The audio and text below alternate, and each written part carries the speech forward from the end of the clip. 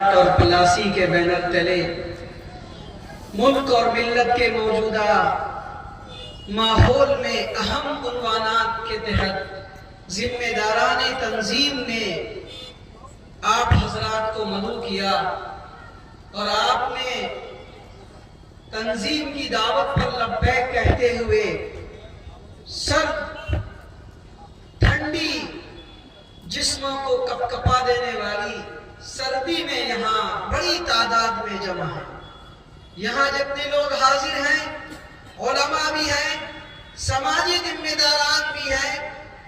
اور معاشرے کے چنیدہ لوگ بھی ہیں اور عوام کا ایک بڑا طبقہ یہاں موجود ہے۔ میں اولاً تو تنظیم کو مبارکباد پیش کرتا ہوں، ان کے فعال تمام رضاکاران اور کارکنان اور علماء جو خاص طور پہ اس خطے کے ہیں ان کی جافشانی اور محنت کو مبارکباد پیش کرتا ہوں۔ خدا آپ حضرات کی کوششوں کو، آپ حضرات کے لگن اور شوق اور اس خطے کی تعلیم، تعمیر، تشکیل، اصلاح اور اس کے سلسلے میں کی جانے والی تمام کاوشوں کو دعا کرتا ہوں کہ اللہ قبول فرمائے۔ دوستوں، بزرگوں اور بھائیوں، میں نے دو چھوٹی چھوٹی حدیث پڑھی ہے۔ ایک کا عنوان جہیز ہے اور دوسرے کا عنوان نشہ ہے۔ 15 منٹ میں مجھے بات ختم کرنی ہے، 2 منٹ ہو چکے ہیں۔ کوشش کروں گا کہ میں وقت کی پابندی کروں۔ جہیز کے حوالے سے پہلی بات یہ سمجھیں کہ مذہب اسلام نے جو دین آپ کو اور ہم کو عطا کیا، جو قرآن عطا کیا، جو دستور عطا کیا، جو آئین عطا کیا، جو شریعت کا نظام بنایا، وہ عین فطرت انسانی کے مطابق خالق اللہ ہے۔ اللہ نے اپنے بندے کو بندگی کے لیے جو اصول دیے، ظاہر سی بات ہے وہ بندگی کے لائق، اور اسلام جو مذہب دیا وہ انسان کی فطرت کے مطابق اسے اتارا گیا۔ ہمارے اور آپ کے درمیان اللہ کے رسول صلی اللہ علیہ وسلم کی زندگی آئیڈیل اور نمونہ ہے۔ آپ صلی اللہ علیہ وسلم نے اپنے زمانے میں، آپ کے بعد صحابہ نے، تابعین نے، تبع تابعین نے، بزرگان دین نے، ائمہ دین نے، فقہائے کرام نے، مجتہدین نے، حتیٰ کہ آج بھی جو اس ملک میں ہمارے سیمانچل اور بہار میں جو اکابرین اور جو بزرگان دین ہیں، وہ اسی نظام کے تحت، اسی اسلام کے تحت، اسی سنت و شریعت کے تحت اپنے بال بچے، بیٹے، بیٹیاں اور سماج کی لڑکیوں کا نکاح کر رہے ہیں، شادیاں کر رہے ہیں۔ لیکن سماج کے اندر بہت ساری برائیوں اور بے حیائیوں اور کمیوں میں سے آج ایک اہم برائی جو معاشرے کو گھن کی طرح کھا رہی ہے، ایسی برائی جس نے سماج کے رگ اور ریشے کے اندر، سماج کی ریڑھ کی ہڈی کے اندر کینسر کی شکل اختیار کر چکی، وہ جہیز کا مطالبہ ہے، وہ روپے کا مطالبہ ہے، وہ پیسے کا مطالبہ ہے، اور اسی کے ساتھ شادیوں کے وہ رسومات ہیں جو رسومات ہم نے اس ملک میں پڑوسیوں سے، برادران وطن سے، مشرکانہ اعمال اور افعال اور کردار کو ہندو بھائیوں سے اپنے مزاج کے اندر اور اپنے سماج اور اپنی زندگی کا حصہ بنا رکھا ہے۔ برادران وطن کی یہاں وراثت کا مسئلہ نہیں ہے، اس لیے وہ بیٹی کی شادی کرانے کے وقت میں جو کچھ ہوتا ہے، ان کی حوصلہ افزائی کے لیے ایک مشت میں تلک کے طور پہ اپنی بیٹی کو دے کے روانہ کر لیتے اور ان کی اشکشوئی کر لیتے ہیں کہ جا بیٹی جا، تجھے تو اب کچھ ملنا نہیں ہے، اس لیے تھوڑا سا پیسہ ہے، تھوڑا سا سامان ہے، تھوڑی سی جہیز رقم لے کے چلی جا۔ مسلمانوں، آپ نے، ہم نے ان کے اس عمل کو اس طرح سے اپنایا کہ آج شادی بیاہ کے اندر رسم و رواج کو، روپے کو، پیسے کو، گاڑی کو، گھوڑے کو، جوڑے کو، میری کو، اپٹن کو، مڑوے کو، اٹھنے کو، بیٹھنے کو اور موجودہ زمانے کے تمام تر خرافات کو نکاح کا لازمی حصہ بنا لیا۔ آج اس لازمی حصہ نکاح کے بنانے کی وجہ سے، پیسے کے مطالبے کی وجہ سے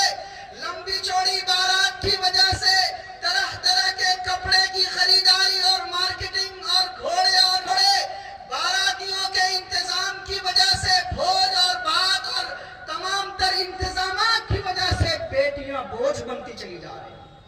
ہماری بیٹیاں آج مرتد ہو رہی ہیں، غیروں کے ہاتھ فرار ہو رہی ہیں، غیروں کے ہاتھ اپنے ایمان کا، اپنے قرآن کا، اپنے دین کا، اپنے اسلام کا سودا کر رہی ہیں۔ اور آپ کلیجے پہ ہاتھ رکھے بولیے،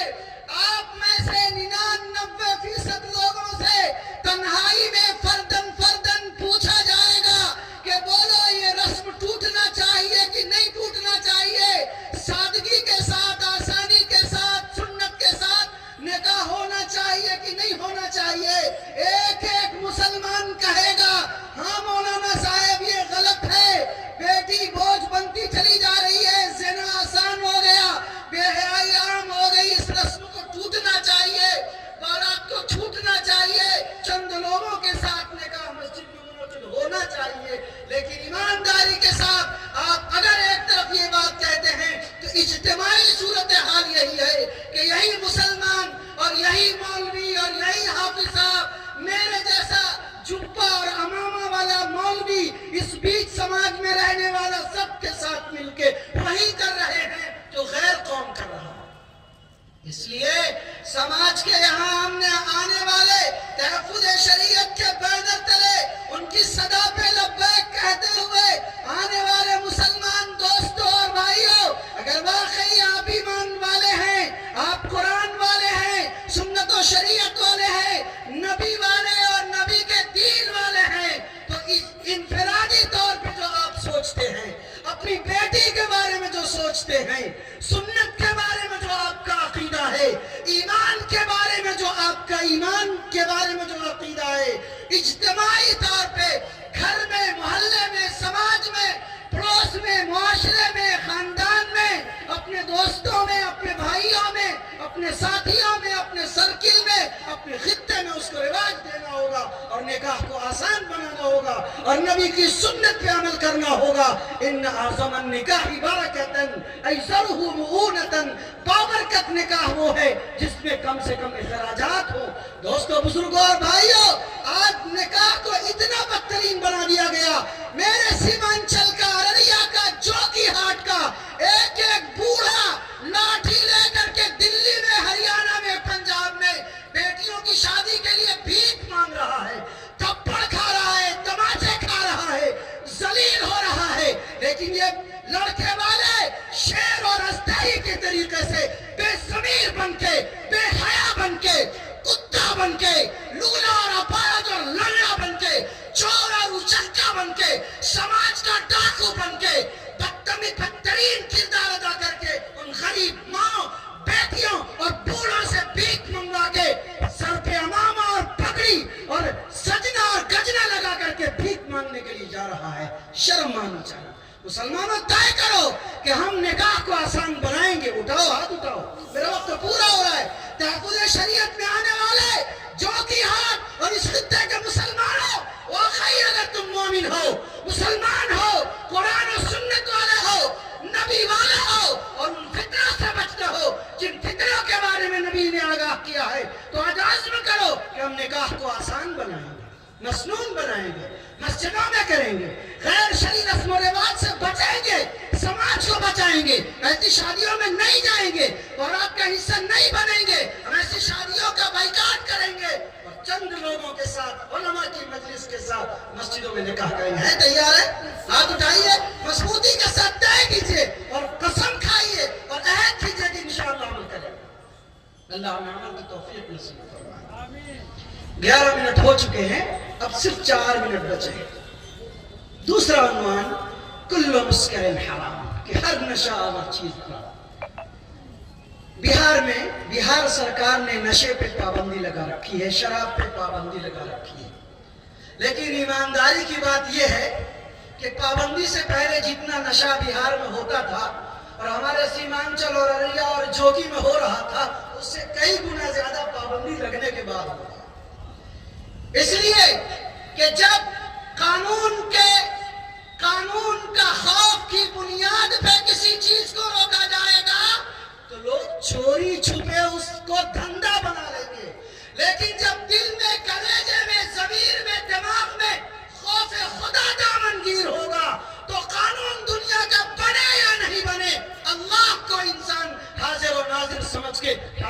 حرام سمجھ کر کے عمل کرنے کی کوشش کرے گا۔ اس لیے مسلمان دوستو بھائیو،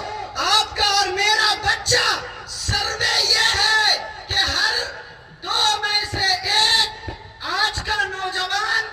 جو پڑھنے والا، اسکول میں کام کرنے والا، چوک پہ چوراہے پہ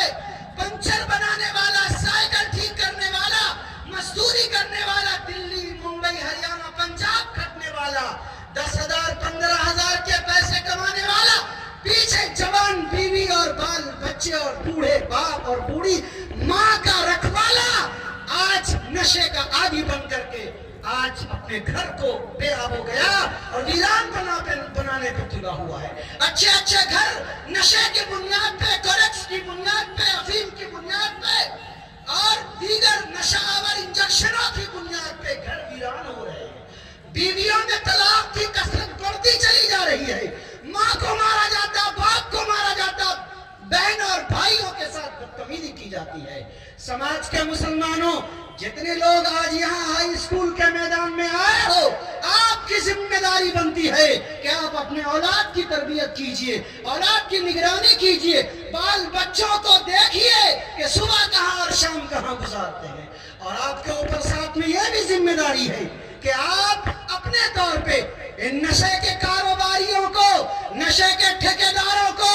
نشہ خریدنے والے، نشہ بیچنے والے، نشہ کے کاروبار کرنے والے سب کو اپنے اس ایمان کے 3 شعبوں میں سے چاہو تو ہاتھ سے روکو، نہیں ہو سکے تو زبان سے برا بھلا کہو، اور یہ بھی نہ ہو سکے تو دل سے برا کہو۔ آپ کم سے کم دوسرے درجے والے مومن تو ضرور ہو، اس لیے اس کو برا کہو کہ یہ نشہ سماج کو، قوم کو، ملک کو، ملت کو، ریاست کو، خاندان کو، بہن کو، بیٹی کو، ماں کو، اسکول اور مدرسے کے چھوٹے بچوں کو برباد کر رہا ہے۔ ہم طے کرتے ہیں کہ نشہ حرام ہے اور حرام سے بچنے کی پوری کوشش ہوگی۔ آپ طے کیجئے کہ انشاءاللہ ہم نشہ کے خلاف ہیں، نشہ کے خلاف تحریک چلائیں گے۔ ہاتھ اٹھائیے، عزم کیجئے، عزم کیجئے، محلے سے، گھر سے، سماج سے نشہ بیچنے والے کو، نشہ کا کاروبار کرنے والے کو، نشہ کی تسکری کرنے والے کو، نشے کے کاروبار کرنے والے کو ہم روکیں گے۔